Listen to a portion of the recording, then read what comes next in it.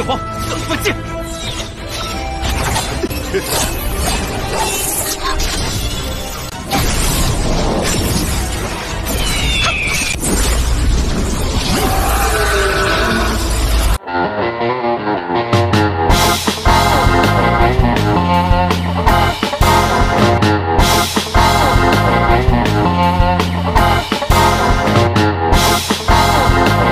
？Video kali ini kita akan melanjutkan alur cerita Donghua Shenmue atau Tomb of Fallen God di part yang ketiga. Pada part sebelumnya, Tuan Putri Chuyu melawan ular naga seorang diri. Dengan ganasnya kekuatan dari ular naga membuat Chuyu terpaksa mengeluarkan pusaka senjata ilahi yaitu Busur Houyi. Tetapi karena kultivasinya belum mencukupi, dia malah kesusahan sendiri dan kekuatan spiritualnya semakin melemah. Beruntungnya, Chen-nan membantu Chuyu untuk menarik anak panahnya hingga anak panah tersebut bisa tertarik dengan sempurna. Dan part ini pun dimulai.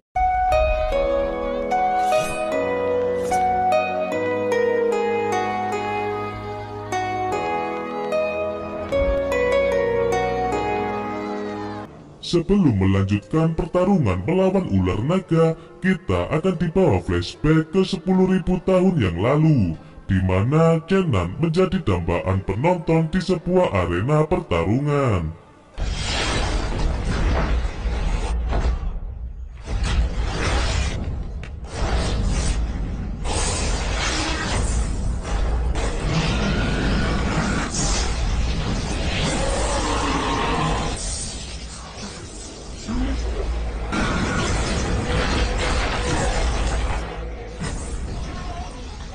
Dengan kekuatan tapak penangkap naga tingkat 3, Chen-nan berhasil melumpuhkan lawannya dalam sekali serangan.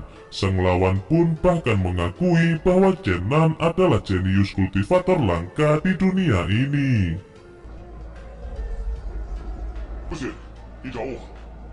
Pada waktu itu, Busur Houyi berada di tangan ayah Chen-nan yang bernama Chen-zan. Busur Houyi tersebut merupakan senjata ilahi yang ditempa dengan akar spiritual pertama yang dapat membelah dunia. Sekarang Busur Houyi menjadi senjata ilahi yang diwariskan turun-temurun oleh keluarga Chen.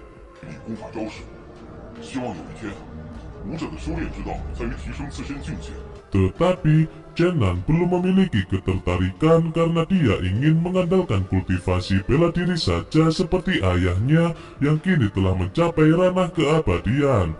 Chen-zan lalu menjelaskan kepada Chen-nan bahwa setinggi apapun seorang kultivator, dia tidak akan pernah luput dari bahaya. Oleh karena itulah, Chen-zan kini mewariskan Busur Houyi kepada Chen-nan.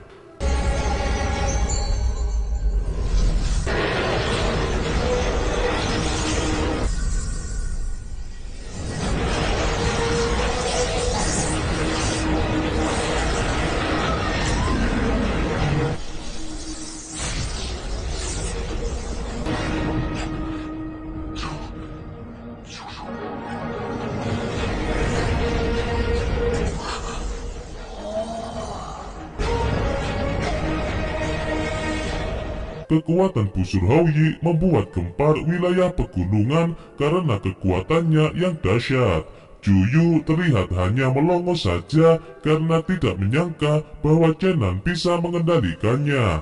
Bahkan saking tercengangnya, dia tidak menyadari bahwa Chen-nan telah pergi jauh membawa Busur Houyi.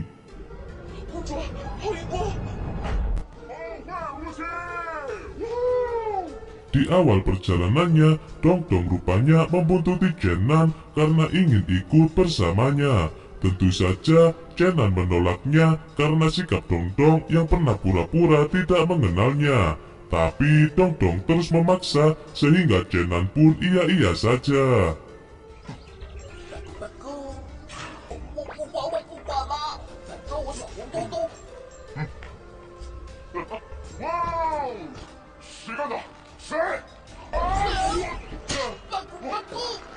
Tanpa diduga, Chen-nan terkena jebakan jaring yang membuat Busur Houyi terlepas dari tangannya. yang ternyata seseorang yang memasang jebakan tersebut adalah orang yang menginginkan pusaka itu.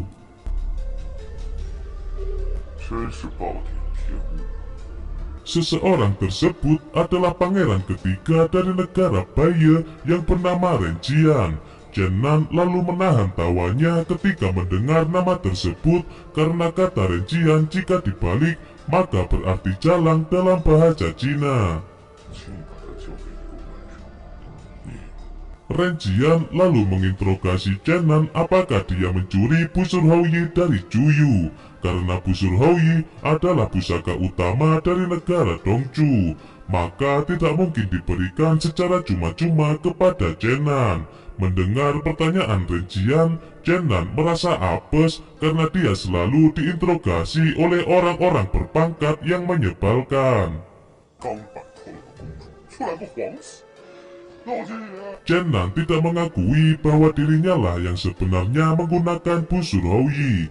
Dia hanya mengaku bahwa dia memang mencurinya dari Juyu setelah dia melawan ular naga. Renjian lalu berencana untuk membunuh Juyu di tempat itu juga karena dia berpikir jika Juyu pasti datang untuk mencari busur Houyi.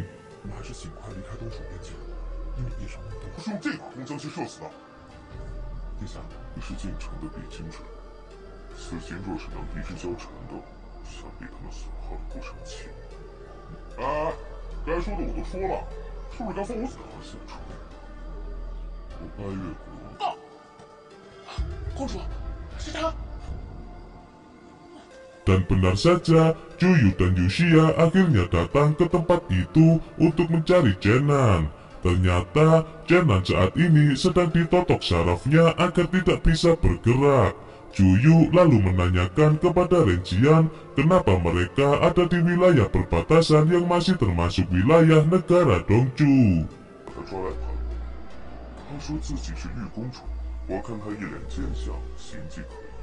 Renjian mengatakan bahwa dia hanya numpang sebentar untuk menikmati senja. Dan secara kebetulan dia mendapati Jenan yang seperti orang mencurigakan sehingga dia pun menangkapnya. Juyu lalu menjelaskan bahwa Jenan adalah budaknya yang telah mencuri busur Houyi dari tangannya. Tapi Renjian mengaku bahwa dia sama sekali tidak tahu tentang busur Houyi yang dimaksud Juyu. Oleh karena itu, Jenan lalu mengkode-kode Juyu bahwa busur Houyi sebenarnya disembunyikan di balik kain.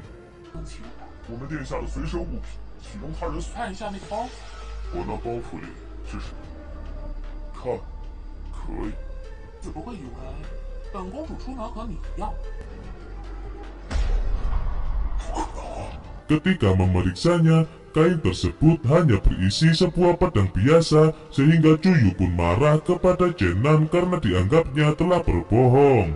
Tak ingin memperpanjang urusan, Juyu lalu bergegas kembali ke rumahnya. Namun tidak disangka, Renjian ternyata tidak membiarkan mereka pergi begitu saja. Dia menyerang Juyu diikuti oleh para pengawalnya.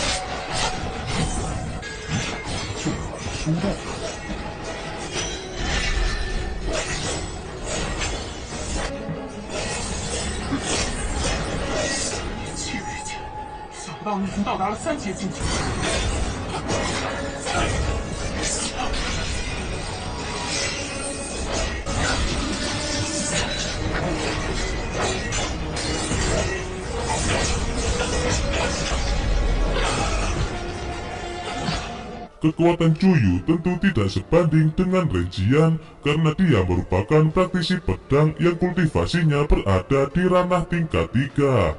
Di sela pertarungan yang agak menegangkan itu, Dongdong mengambil kesempatan untuk mengambil busur Houyi yang lalai dari penjagaan.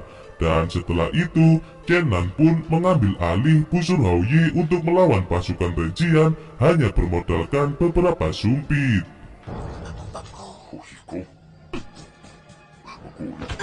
刚刚一手偷梁换柱，真是有票的。公，竟然是你！ Walaupun hanya menggunakan sumpit, Chen Nan membuat Renjian kerepotan bahkan sampai harus mengeluarkan jurus pedang ilusi untuk menghalau serangan dari Chen Nan. Tapi itu percuma saja karena serangan dari Chen Nan tidak akan bisa dihentikan sebelum anak panahnya itu bersentuhan dengan darah.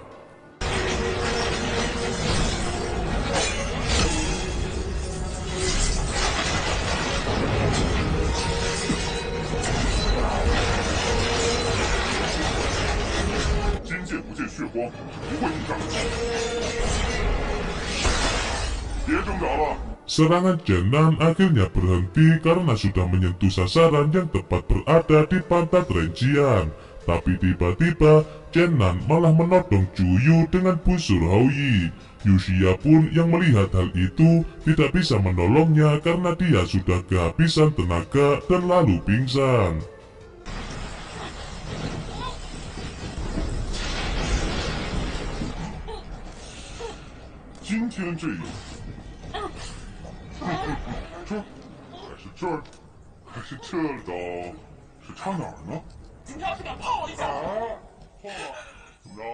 Ternyata Chen Nan menyekap Juyu di dalam goa dan memperlakukan Juyu sebagaimana yang pernah dilakukan Juyu kepadanya, sehingga Juyu pun hanya bisa mendesak dan memohon-mohon kepada Chen Nan agar melepaskannya. 哎呀，陈南大哥，请你起来，这个人，请你起来。 Hal itu sontak saja membuat Chen Nan bangga karena telah berhasil mempermalukan Juyu. Chen Nan juga senang karena akhirnya merasakan kebahagiaan untuk yang pertama kalinya setelah ia dibangkitkan. Tidak kehabisan akal, Juyu meraih sebuah batu lancip untuk memutus tali ikatan di tangannya. Dengan penuh rasa kesalnya terhadap Chen Nan, membuat Juyu tidak segan-segan untuk menyerang Chen Nan.